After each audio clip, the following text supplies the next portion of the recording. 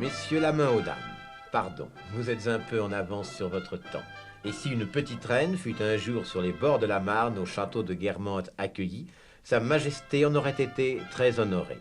Sa Majesté le cinéma, bien sûr, puisque vous l'avez reconnu, on tourne. On tourne et on se retourne sur, mais vous le saviez déjà, Claudia Cardinal et Jean-Paul Belmondo, vedettes de cartouche, 6 millions et le cinémascope en couleur à la disposition du metteur en scène Philippe de Broca, 28 ans et beaucoup de talent. Philippe de Broca qui nous avait conviés à déjeuner. Le déjeuner sur l'herbe, n'est-ce pas? Mais cette petite fête quotidienne, pardonnez-nous, nous allons devoir l'interrompre un moment. Juste le temps de faire connaissance et d'en savoir davantage sur votre personnalité, Jean-Paul Belmondo. En 1960, 6 films. En 61, probablement davantage. Vous êtes une personnalité de cinéma. Vous avez conscience de cela, dites-moi?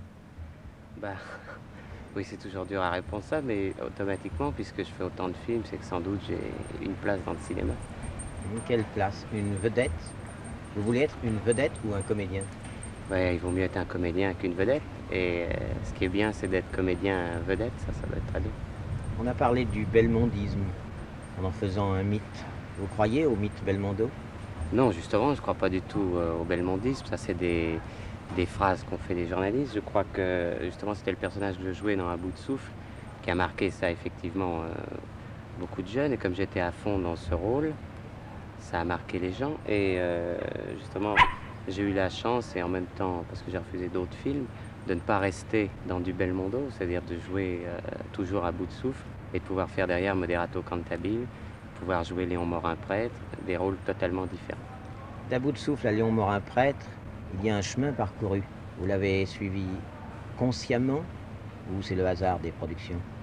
Non, enfin, le hasard joue toujours un rôle, évidemment, dans une carrière d'acteur, mais enfin, je l'ai suivi consciemment, parce que j'ai pas voulu, justement, j'ai refusé d'être un mythe, c'est-à-dire un personnage, par exemple, comme À bout de souffle, uniquement, et j'aurais pu, je crois, faire ça un bout de temps, et certainement gagner de l'argent avec ça, mais j'avais envie d'être acteur et comédien, donc j'ai cherché des rôles totalement à l'opposé de celui-là, et même maintenant, mon but est de faire encore autre chose, parce que si, par exemple, Léon Morin prêtre marche très bien, je ne veux pas non plus partir dans les curés et les gentils. Il ne faut pas se laisser enfermer ni dans un sens ni dans l'autre. Et je crois que pour un acteur, le principal, c'est d'essayer de tout jouer. Enfin, tout. C'est pas possible, enfin, le plus étendu possible dans le registre. Tout, mais pas n'importe où ni n'importe comment. Du théâtre au cinéma, comment c'est fait, la transmutation?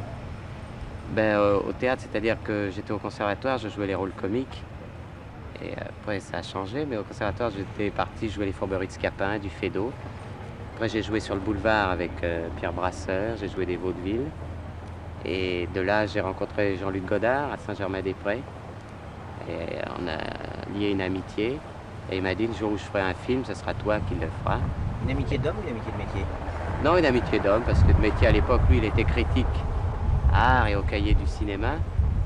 Et c'était une amitié de bistrot, comme ça, on s'est connus. Et effectivement, quand il a fait son premier film, il m'a fait faire À bout de souffle. Vous pensez que vous auriez pu faire carrière dans ce qu'on appelle le vieux cinéma? Dans le vieux cinéma, je crois pas que j'aurais fait la carrière que j'ai fait là, parce que il y a des gens très bien dans le vieux cinéma, mais justement, je trouvais que j'avais un physique un peu bizarre et il m'aurait certainement pas fait jouer ce que je joue maintenant, parce que je veux pas dire de nom, mais des grands metteurs en scène qui étaient venus me voir jouer au théâtre disaient il est très bien, il y a beaucoup de talent, mais avec sa tête, il pourra jamais rien faire. Alors, je présume que ces gens-là ne m'auraient pas fait faire la carrière que je fais maintenant, et ça, c'est grâce à des gens jeunes qui, eux, ont donné ma chance au cinéma. Combien y a-t-il de scénarios sur votre bureau chez vous en ce moment? Oui, il y en a beaucoup, j'en ai refusé 32 pour cette année. Sur ces 32, il y a des gens du vieux cinéma? Oui, oui, bien sûr, et beaucoup de ceux qui m'ont dit que j'avais une sale tête. Les amis, ça compte alors? Ah oui, les amis, ça compte, et je trouve que de toute façon, même dans la vie en dehors du cinéma, l'amitié est une grande chose, et dans ma carrière, ça a compté énormément, parce que je dois beaucoup à Godard, et à Truffaut, tout ça, même qui en dehors, en coulisses, ont parlé de moi, et sont arrivés à convaincre les producteurs que j'avais une chance quand même de m'en sortir. Mais les gens qui vous entourent chez vous après les séances de tournage, ce ne sont pas forcément des gens de cinéma? Non, pas forcément. J'ai des amis que je me suis fait il y a très longtemps, toujours les mêmes, que j'ai connus au conservatoire ou à la boxe comme Maurice Ozell. Quel est le critère de la qualité pour vous au cinéma? Ben, ça, c'est très dur à définir. Ça, chacun a son goût sur le... Si vous voulez, moi, je vais plus d'instinct. Il y a des films que je sens que c'est pas du tout pour moi et qui ne répondent pas à ce que j'aime et je ne les fais pas. Qui admirez-vous? Il y a un acteur que j'admire beaucoup, c'est Michel Simon. On vous compare d'ailleurs. Oui, mais Michel Simon, c'est un acteur que j'ai vu jouer au théâtre quand j'étais très jeune, à 17 ans, et une grande admiration pour lui. Pourquoi? Pour le... Et ça veut dire de jouer parce que je trouve justement que on peut pas être plus naturel que Simon, hein, en étant mieux que naturel. C'est-à-dire parce que souvent on confond le naturel avec parler dans ses bottes et c'est tout. Tandis que Simon, il y a une grande transposition en même temps et il garde un naturel. Je trouve que c'est très très fort. Vous pensez que c'est souhaitable de vouloir sortir coûte que coûte de nouveaux visages au cinéma, sans arrêt, sans tenir compte d'autres capacités? Non, ça je crois pas. Qu'il y ait des nouveaux visages au bout d'un certain temps, c'est normal. Je crois que les gens, évidemment, si on voit pendant 40 ans toujours la même tête et qu'il n'y a personne d'autre qui sort, c'est un peu lassant. Mais je crois que quand même les gens, on a beau dire que les acteurs sont pas très utiles et qu'il vaut mieux prendre des gens dans la rue. Je crois que les gens aiment quand même bien avoir des acteurs qui savent jouer la comédie et qui représentent des personnages très bien. N'oubliez pas que vous êtes passé par le conservatoire.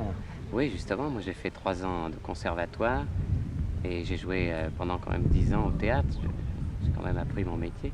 Et je crois que justement les gens se trompent beaucoup. Souvent avec moi, on croit que j'ai été trouvé comme ça à Saint-Germain-des-Prés.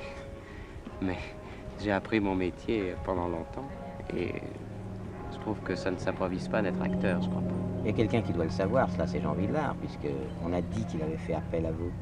Oui, Jean Vilar m'a demandé de rentrer au TNP. C'est une chose que j'aurais fait avec plaisir parce que j'admire énormément Vilar et je trouve qu'au théâtre, en ce moment en France, c'est certainement le plus fort.